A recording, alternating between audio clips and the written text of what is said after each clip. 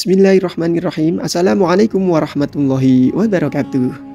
Alhamdulillah wassalatu wassalamu ala rasulillah. La haula wa la quwata illa billah. Puji syukur kita panjatkan kehadirat Allah subhanahu wa ta'ala atas segala limpahan rahmat dan kasih sayangnya kepada kita semua, sehingga kita bisa berjumpa lagi di channel yang penuh dengan barokah ini, Lentera Berkah. Tak lupa sholawat serta salam mudah-mudahan tetap terlimpah kepada junjungan Nabi besar kita Muhammad Sallallahu Alaihi Wasallam yang kita nantikan syafaatnya kelak di yaumil qiyamah beserta seluruh keluarga dan sahabat-sahabatnya. Allahumma salli ala Sayyidina Muhammad wa ala ali Sayyidina Muhammad. Sahabat beriman yang dirahmati Allah, kami senantiasa mendoakan semoga Anda semua senantiasa dalam keadaan sehat walafiat, dimudahkan segala urusannya, diluaskan rezekinya, berkah harta dan keluarganya, serta dibahagiakan kehidupannya dunia hingga akhirat. Amin amin ya rabbal alamin.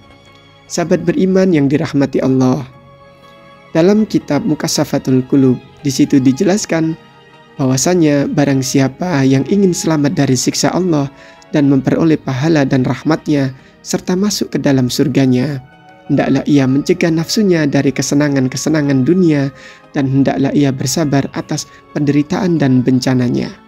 Allah subhanahu wa ta'ala berfirman dalam Quran surat Ali Imran ayat 146. Allah menyukai orang-orang yang sabar. Sabar itu ada beberapa macam. Yang pertama adalah sabar untuk taat kepada Allah. Yang kedua adalah sabar dari larangan-larangan Allah. Dan yang ketiga adalah sabar atas musibah pada benturan pertama. Barang siapa yang bersabar untuk taat kepada Allah, maka Allah memberinya 300 tingkat di surga kelak di hari kiamat. Setiap tingkat seluas jarak di antara langit dan bumi. Barang siapa yang bersabar dalam menghindari larangan-larangan Allah, maka Allah memberinya 600 tingkat kelak di hari kiamat. Setiap tingkat seluas jarak antara langit ketujuh dan bumi yang ketujuh. Dan barang siapa yang bersabar menghadapi musibah, Allah akan memberinya 700 tingkat di surga. Setiap tingkat seluas jarak antara ars dan bumi. Diceritakan bahwasanya Nabi Zakaria alaihissalam lari dari orang-orang Yahudi dan mereka mengikuti jejaknya. Setelah mereka dekat dengannya, dia melihat sebuah pohon dan berkata kepada pohon itu, "Hai pohon, masukkanlah aku ke dalammu." Pecahlah pohon itu dan dia masuk ke dalamnya. Kemudian pohon itu rapat dan menyembunyikan Nabi Zakaria alaihissalam. Iblis datang memberi saran pada mereka untuk menggunakan gergaji dan membelah pohon itu menjadi dua bagian agar Nabi Zakaria mati di dalamnya. Akhirnya mereka betul-betul mengerjakan apa yang dikatakan oleh iblis. Hal itu terjadi karena Nabi Zakaria alaihissalam mengandalkan pohon dan bukan mengandalkan kepada Allah, hingga menyebabkan kebinasaan dirinya dibelah dengan gergaji menjadi dua bagian. Seperti apa yang diriwayatkan oleh Nabi Muhammad Sallallahu Alaihi Wasallam, bahwa beliau bersabda, Allah Subhanahu wa Ta'ala berfirman, "Tidak ada seorang hamba pun yang terkena musibah lalu berpegang padaku, kecuali aku akan memberinya sebelum ia minta kepadaku, dan aku akan mengabulkannya sebelum ia berdoa kepadaku. Dan tidak ada seorang hamba pun yang terkena musibah lalu bergantung kepada makhluk selain aku, kecuali aku tutup pintu-pintu langit baginya." Ketika gergaji sampai pada bagian otak Nabi Zakaria alaihissalam, dia berteriak. Lalu dikatakan kepadanya, "Hai Zakaria, sesungguhnya Allah berfirman kepadamu, mengapa engkau tidak sabar menghadapi siksa?" Dan berkata, "Seandainya engkau mengatakannya sekali lagi, maka aku akan keluarkan namamu dari daftar para nabi." Akhirnya Nabi Zakaria menggigit bibirnya dan bersabar hingga mereka membelahnya menjadi dua bagian itu. Untuk itu wajib bagi orang berakal untuk bersabar menghadapi bala dan tidak mengadukan kepada manusia agar dia selamat dari siksa dunia dan akhirat.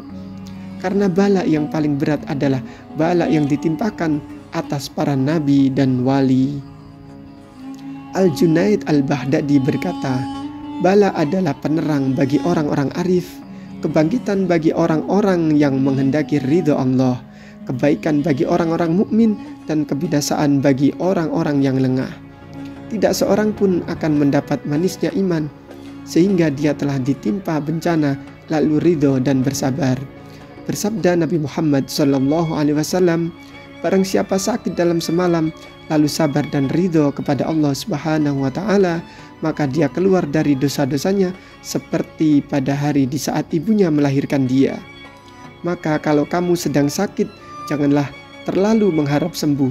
Berkata Ad-Dahhak, barang siapa yang tidak diuji dengan musibah, kesusahan atau bencana dalam setiap 40 hari, maka tidak ada baginya di sisi Allah sebuah kebaikan pun. Dari Mu'adz bin Jabal radhiyallahu an, dia berkata, ketika Allah menguji seorang hamba mukmin dengan sebuah penyakit, dia berfirman kepada malaikat sebelah kiri, angkatlah penulisan kalam catatan amal darinya, dan berfirman kepada malaikat sebelah kanan, tulislah untuk hambaku sebaik-baik amal yang pernah dia lakukan.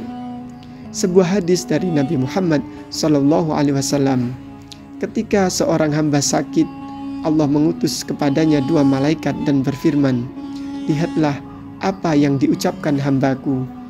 Lalu kalau dia berkata Alhamdulillah, maka dilaporkannya ucapan itu kepada Allah, sedang dia adalah maha mengetahui.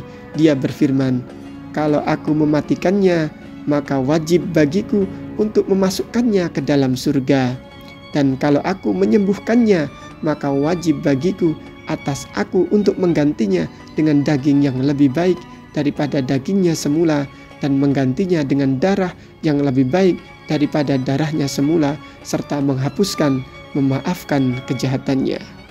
Barakallahu fikum, mudah-mudahan bermanfaat. Assalamualaikum warahmatullahi wabarakatuh.